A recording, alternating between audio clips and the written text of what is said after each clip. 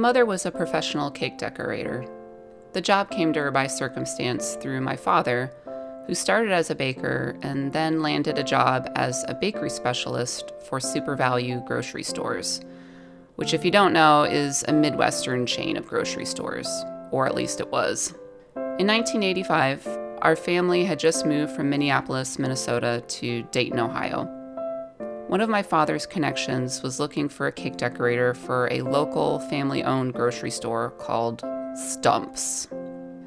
Not a glamorous name, I know. Wasn't super glamorous inside either. They were willing to train. My mom was willing to learn. And after she started, she realized that she kind of had a knack for it. She was fast, precise, creative, flexible, hardworking, and perhaps, most importantly, patient. If a customer said that the blue of Cookie Monster's fur wasn't blue enough, she took it on the chin and did it again. Sometimes a second time. We heard about those stories. What I found so amazing about her cake decorating was the intricacies of the roses and the flowers. It all looked so difficult to make. I asked how she knew where to put everything, also how to make everything. She gave me a classic, understated response of, just kind of make it up as you go along. When I was 25, I asked her if she would teach me how to decorate a cake. She said, "Well, sure." She showed me how to pile the icing on top of a cake layer and level it out, being careful not to pull crumbs up from the side. How to carefully place the next layer on top of it and blend the icing to make it all look seamless. I made a lot of mistakes. The icing was too thin in some places. Chunks of cake came loose and polluted the icing. I pointed to a hole that I had made somehow in the cake. She looked at it and said, "Oh, that's just a good place to put a flower."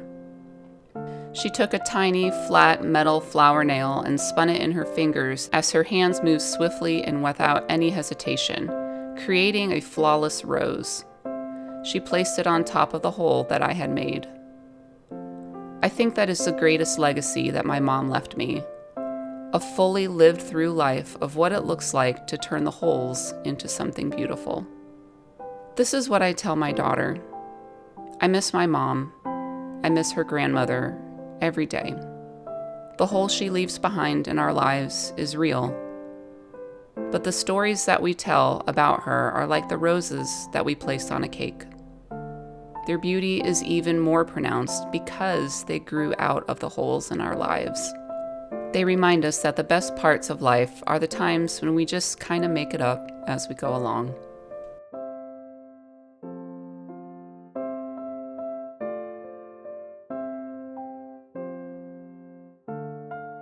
I'm so excited.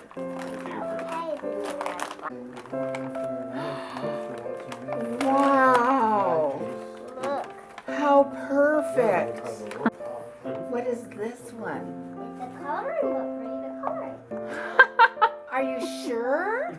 Yeah. Also, she can color Oh, how nice! And it's got so many different colors there. Yeah.